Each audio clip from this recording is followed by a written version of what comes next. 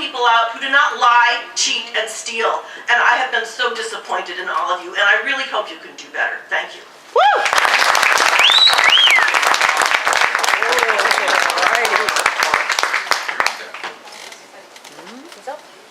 Here you go, the first. I just wanted to say that transparency is making the public feel invited, and I have been to many board meetings over the last 2 years where they have flowed out into the parking lot. And I believe when you are packing the agenda, you need to make accommodations for the public. You can do that ahead of time. Thank you. Yay.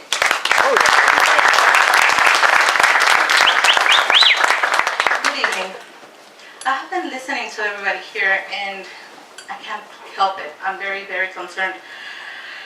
We have a district who has enough skilled teachers that can actually take our children all the way to the university and be beyond successful. We have principals and assistant principals who have the courage, who have the passion to want to do whatever it takes to help the students become successful and achieve. That's okay, I'm just getting pearl. Now, if we have all this, why do we continue this long-standing tradition of encouraging personnel to investigate their own complaints, the complaints against themselves? Is this logical? Does it make sense? What are we role modeling to our students when they come back? To become this type of people? Where's our ethics? What are we telling them to when we're doing this? Is this what we're expecting of them when they become citizens? I keep wondering, because I know that everybody has to have something good. Why is Dr. Brand misusing any skills that God has given him to increase the deficiencies and the proven failed practices that keep roadblocking our student achievement, especially with English learners and parents? And I do have a question, and I'm very glad you're looking at me right now, Dr. Blunt, but I still have to ask this, just so that I can understand. Do you have ADD? Because I keep seeing that whenever speakers come up, you're looking at everyone else. Oh no, it's. Let's not get personal. Oh no, like I said, it was just. I'm not trying to insult. It's just to understand, because maybe that's why. I know that's a medical condition, though, so let's not get personal. Oh, I'm sorry. Well, students would be mislabeled as unable to learn. So I don't know. In a class, it would be a different scenario, I guess. But I would like to find out just two more things. Why is it that Mr. Leiva, during a DLEC meeting, informed or reported that Mr. Medina had asked to leave the district, when I know that's not true? Why are we encouraging lies in the district and misinformation to parents? I would like to see this district be a leader in education excellence and community representation. And I'm a little bit disturbed right now that I've been spending I don't know how many minutes trying to find Dr. Brand's job description and contract online, and I can't find it anywhere. It should be people friendly. Thank you.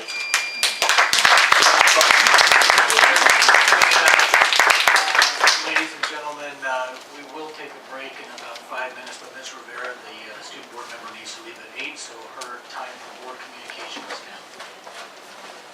Good evening, everyone, public, students, thank you for coming. And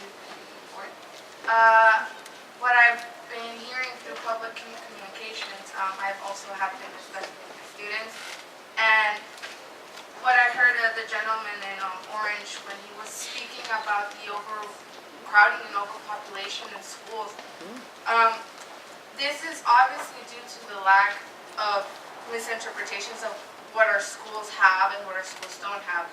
Some people think that the schools from the East Melrose have way better programs than the ones from the West Melrose, and I think that's unfair sometimes because I'm a Council Park student. We have students from, well, Franklin was here, from Montgomery, from Southwest, from other schools who have great programs.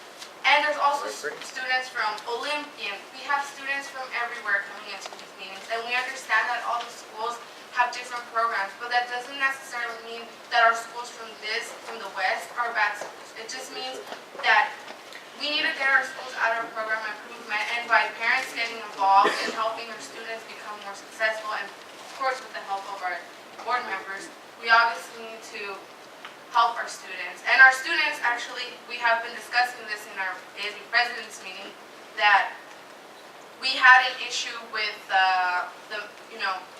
the deans were segregating the schools from the West Melrose and the East Melrose, and I think you guys should be informed of this. Of course, my dean, Mr. Badger from Castle Park High School, informed us that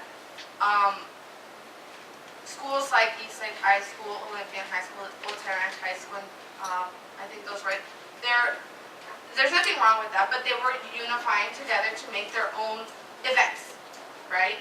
But what about us, Bonita, Southwest, the schools from this side of the 805? That was unfair and rude to us. So we came along, and I spoke to my students about this. We were going to have a same common shirt for ASB camp, which signifies unity, and it will unify all of our schools. Now, we have come across a lot of issues that have dealt with this type of segregation between schools, and I think we should definitely discourage that. We are all schools from the same district, and instead of competing against each other of what school is better than the other, why not bring all schools together and make them quality schools, and stop labeling them as, oh, these are the rich schools, these are the poor schools. They are all our schools, and therefore we are all equally good. So I ask of the public if you can please not just support one side of the schools, but the rest of the schools too, to come together. This is what we're students are working on, and we're asking for your help as well to make next year better. I know I'm not going to be student board rep next year, most likely, even though some parents and some students have petitioned for it. But I will be in the youth program at the San Diego County. So if anything, I'm still going to be involved, and I want students to understand that it's not a competition, it's more of unity. And I would like for our board members to help us prove that. So I want to thank you, and before I leave, to study, because I have an MBA exam tomorrow.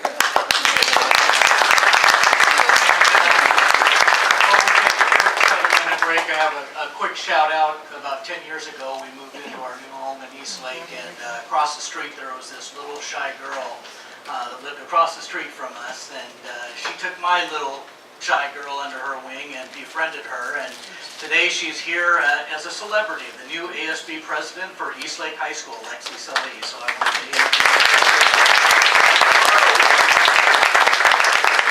apologies to any other ASB presidents out there, but that's the one I know. So congratulations for that. And with that, we're going to take about a 7 to 8 minute break.